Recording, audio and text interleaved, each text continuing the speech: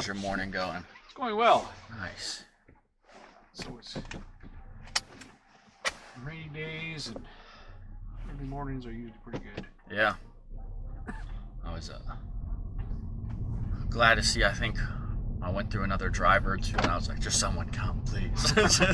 Somebody else canceled on you?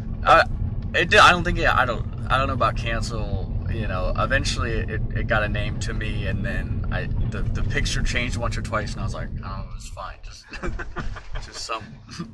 Get somebody close. Just get somebody. Right. I know. What time's your flight? It's at 6:15. I'm actually out of Greenville right now, but the flight was, I don't know, like $200 cheaper down here than out of Greenville or out of Charlotte or anything like that. So I came and stayed down with a friend. And okay.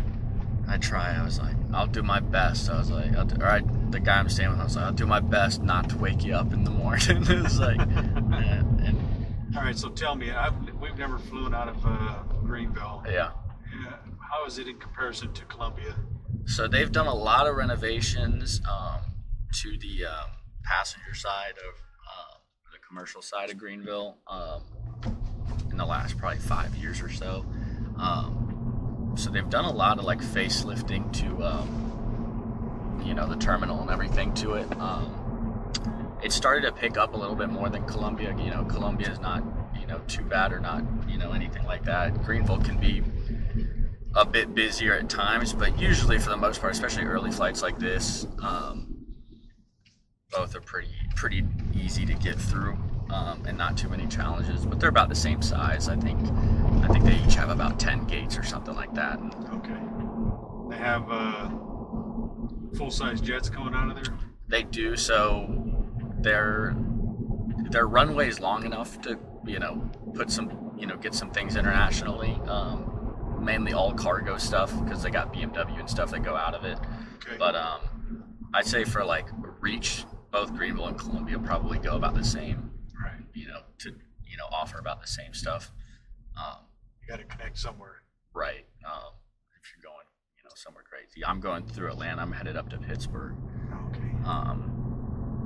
And so yeah, connection through Atlanta is probably the busiest flight, both Atlanta or Charlotte, depending on where you're going. Yeah, we do fly out of Charlotte more than any of the other local areas. Right. Yeah, it's just there's direct flights. We're from California, so. Right, and it's just really, I mean, Charlotte being a American hub and Delta being or Atlanta being a Delta hub. Right. You're pretty much going through one of those for the most part. Yeah. Which is always fun. Atlanta's incredibly big. Yeah, not too long ago, I had to run through that airport to get to my next flight.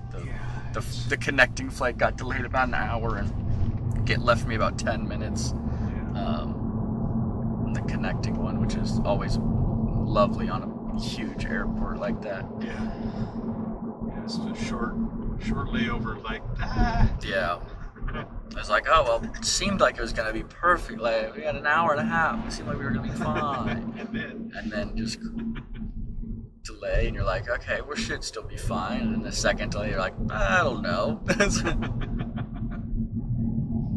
Cutting it close now. Yeah, it's like, all right, well. And that was headed towards an international flight. I was headed over to England at the time. So I was like, I really don't want to miss that because that'll be a full day before that next one goes.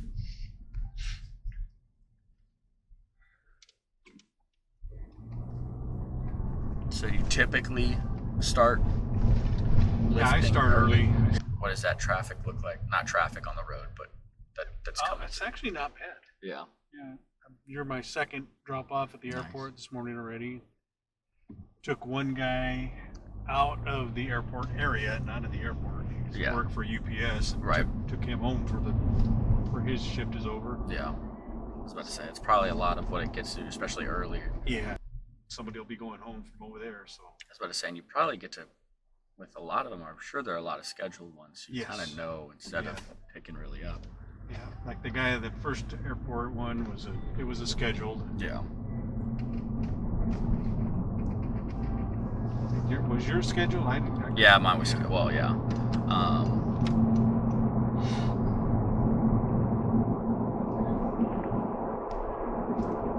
Some of the ones of the people coming out of work, sometimes they schedule, sometimes they don't. Right, because sometimes I'm sure they don't know exactly when they're getting off, or they could be an extra 30 minutes. Stay longer. And then when do you call it quits? Depends. I have a self-imposed quota. Yeah. And if I hit that early, I'll go home running. But if it's really busy and it's looking good, I'm like, might as well stay out a little bit longer. Yeah. But generally, somewhere between 10 o'clock in the morning and 1 o'clock in the afternoon. Yeah. It's not too shabby. Then you got the rest of your day. Yeah. Yeah, how's the rain and stuff been this past week? Oh, it's been off and on as far as day-wise, but yesterday it was pretty steady all day yesterday. Yeah. Any things that was like, oh, that's a hurricane, or was it? No. Yeah, I was about to say. I mean, it was moderate to light rain all day long. There was no point that it was torrential, Right. And, I went to school down here at South Carolina, and, there's a few times tropical storms, hurricanes would come up, and, they'd suspend class or something like that, and you'd be like, okay, prepare for the worst, and it'd pretty much be like that. It'd be consistent kind of spitting, if you will, but it never really looked like a hurricane. I was like, oh, well, we got out of class, so that's cool. Yeah. Hurricane party. Yeah, exactly.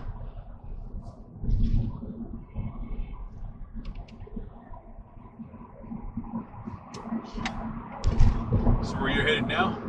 So I'm headed to Pittsburgh for the weekend. For work or just the weekend? So I am going up I'll come back on Monday. I coach a soccer team that is headed to nationals for the weekend. Okay. What age group are they? So it's a semi-pro team. We're in the UPSL. We have age ranges from 19 up to 31, 32.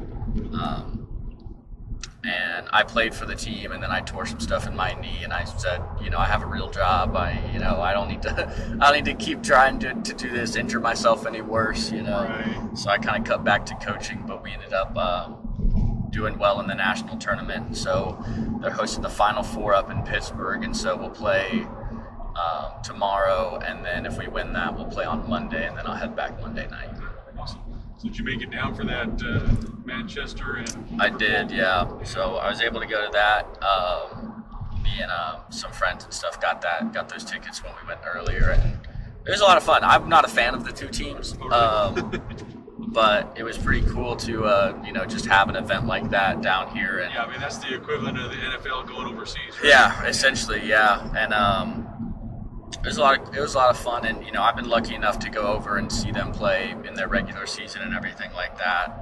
Okay, so that's why you've gone to England. Yeah, so I went for that once, and then I had some family over in the southern part of Italy that I've gone to see.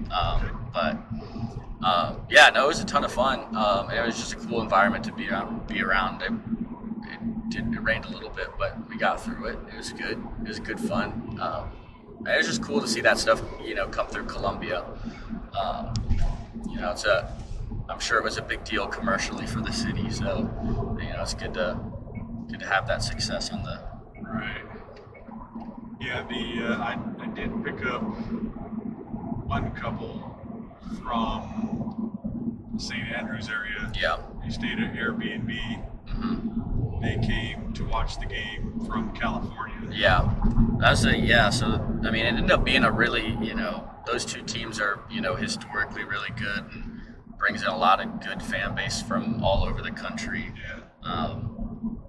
And again, when it was announced, I was there. I was like, odd that it was Columbia. That game could probably just as easily be in New York and sell just as many tickets. Yeah.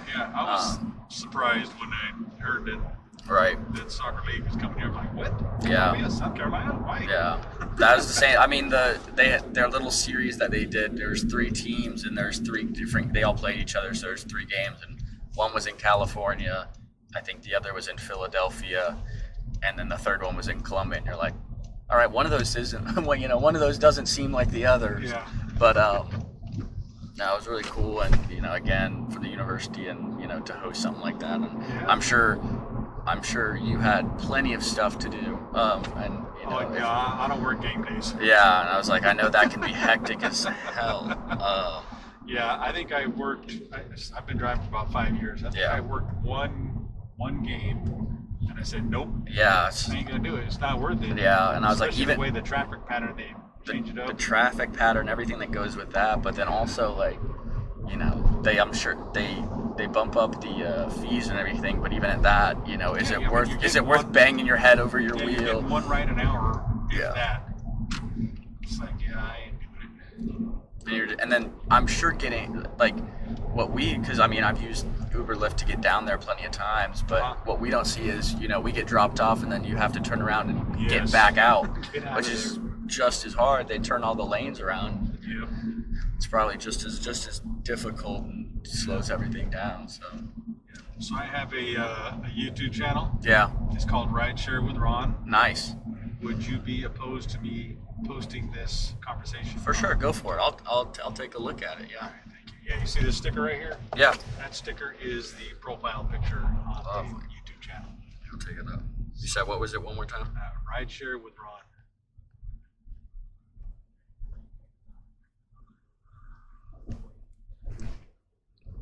Nice, I got it right here. I'll subscribe. I'll be your 41st. Awesome. Yeah, that's awesome. Just need to get to 1,000. Yeah, I know, right?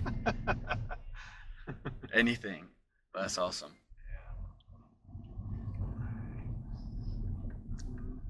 Sneak up in here. Wherever.